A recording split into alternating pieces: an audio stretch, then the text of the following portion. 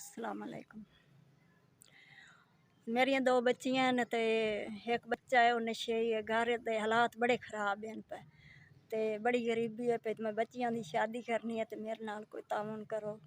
बच्चियां नाल लड़ाइयां बड़ी खराब, बच्चियां नाल ही वो लड़ाइयां करदा। बच्चा जड़ा है ते नशा आपदा पूरा करेंदा, घर कोई शैन देंदा। बड़े तंग आ पे बच्चियां दी, मगर मैं बड़ी तंग आ पे, आप ही बीमार हाँ पे ते मेरे नाल बड़ा तावन कोई करो चा तो बड़ी। बच्चा जड़ा कमावन वाला ना तो असां ओहदे कोल मंगू ना, सान नाल लड़ाई लड़दा, बच्चियां नाल भी मेरे नाल ही। ते मैं आप बीमार हाँ ते मैनू कोई शाय नहीं देंदा भी मेरे नाल कोई तावन करो, मैं आप दा इलाज भी कर लवां ते बच्चियां दा मैं ब्याह भी कर लवां। बस शुक्रिया अदा है पे तुहाड़ी मेहरबानी है पे ते मेरे जड़ा ना भी तावन मेरा नाल डाटा करो। मैं बड़ी तंग हाँ, बच्चियां वास्ते बड़ी तंग हाँ भाई। बच्चियां नाल लड़दा, बेइज्जती बच्चियां दी करेंदा ते 5000 रुपया मैं इधर पहुँचाए हैं। अल्लाह दी जात तुहानू तंदुरुस्ती देवे, अल्लाह दी जात तुहाडे बच्चियां दी खैर रखे, अल्लाह तुहानू हज मंजूर करावे।